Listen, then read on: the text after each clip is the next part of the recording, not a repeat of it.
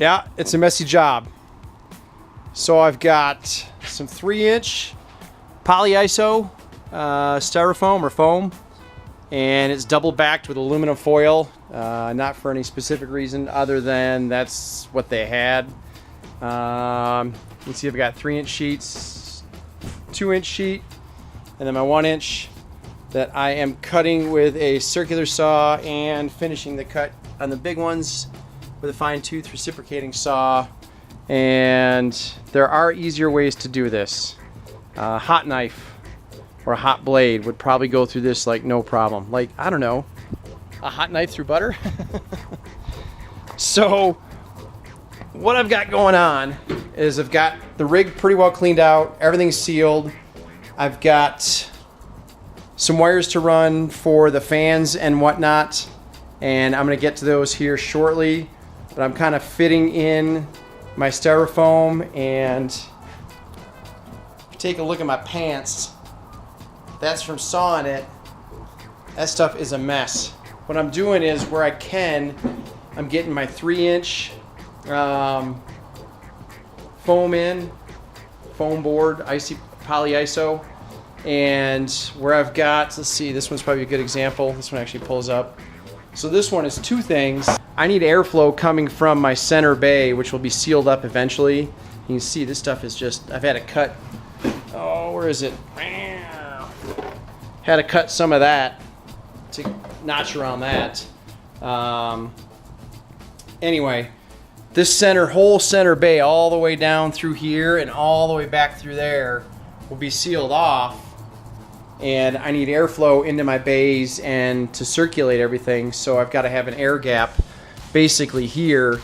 So I've got my 1-inch foam in this bay, or in this area. You can see I've got 3-inch up to there, and my hope is I'll draw air in on this side, and I'll eventually another outlet over here where it'll draw air out into the rest of the bays and the belly. So that's basically what's going on. This stuff sucks to work with. I think I'm gonna spray foam the rest of the truck, the rest of the rig, but the floor was a little difficult to spray foam. I'm definitely spray foaming spots. Like, I've got a wire that jumps my slide out arm right there, and I had a notch for that. Much like that, I'll have to either put a piece of foam in there and then spray foam it. You can see anywhere I had a gap, I spray foamed it, and all these little edges are gonna get sealed so that there is no air intrusion. So basically this is my vapor barrier in conjunction with the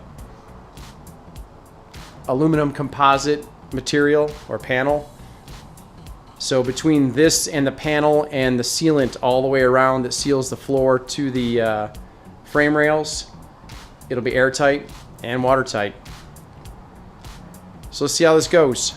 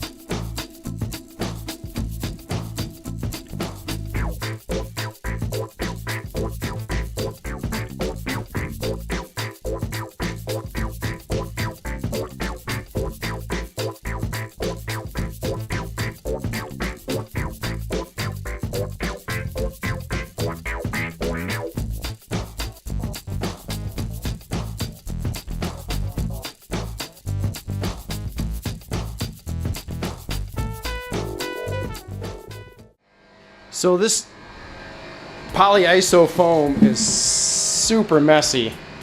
You can see I had to cut some pieces I'm going to foam in here in a minute. After I fit the floor, I've had to cut for cable because even the 1-inch won't fit over it.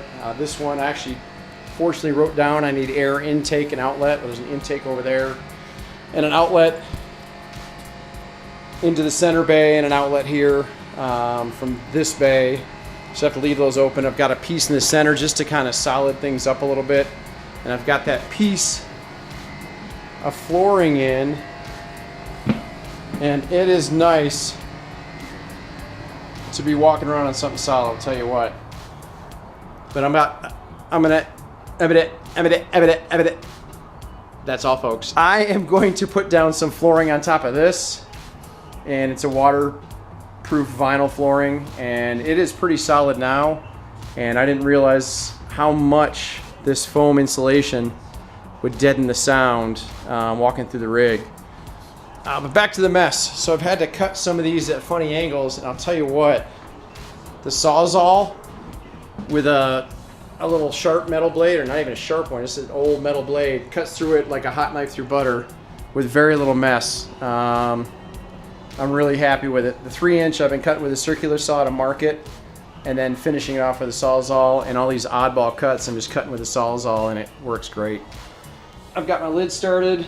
I'm gonna have to have access into the bay, but I'll still have a floor over it. I'll run the floor over this a little bit before I seam it, so I've got another overlap here.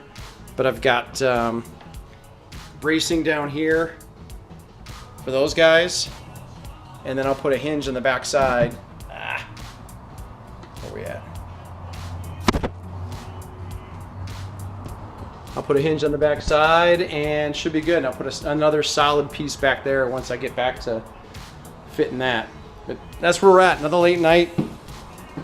Starting to darken up a little bit outside. And yeah, let's see where we get today. Hopefully this weekend I can get a little more done and get the floor in. So let's see what happens. Well, damn. It's taken me a couple nights and the better part of this day to get to this point where the floor is almost completely in and everything's insulated. So you can see I'm kind of holding things down a little bit just to make sure the sheets set flush because since they were on this and I was walking on them when they were loose for the last 6, 7 months, 8 months, whatever it's been, they had a little curve to them in some spots, so some of the edges didn't set exactly right. And one dark evening, I didn't quite realize that I've got like a little, I didn't realize I've got a lifted edge right here, which I think is going to be all right. I'll float it out with some substrate or with something before I put the vinyl flooring down. I've got my hatch cut. Let's see if I can get it open. So this will be under the bed, basically. The bed's actually sitting from like right there to somewhere over off that red line. And so when the slide out's out, I can still get access to this thing, which I may never need. But I thought it'd be nice, just in case if I have to access this thing, I've got the electrical stuff I can get to easily, because from the outside bay door is gonna be a little snug. So there's that. I can actually walk on it, no issues. But there it is, almost done. Last update until all the wrap comes off and all the floor's down and all the insulation's in.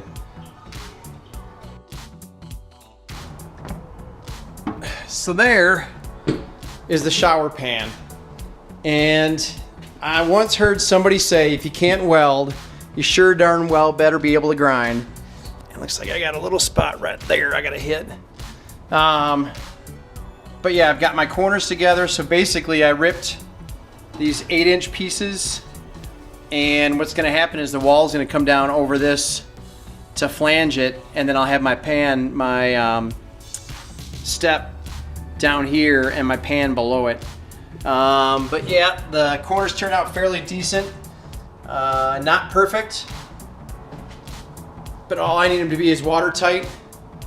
And then I've got the stoop set for the composting toilet. And so that'll be the composting toilet there, and then the rest of this will be shower. And again, there's shower drain. So we're slowly figuring it out. 1/8 inch is a lot easier to weld. It's a lot more forgiving with the heat. This 14 gauge is really easy to blow a hole through. So there's the start of it. Let's see if we can finish this thing up.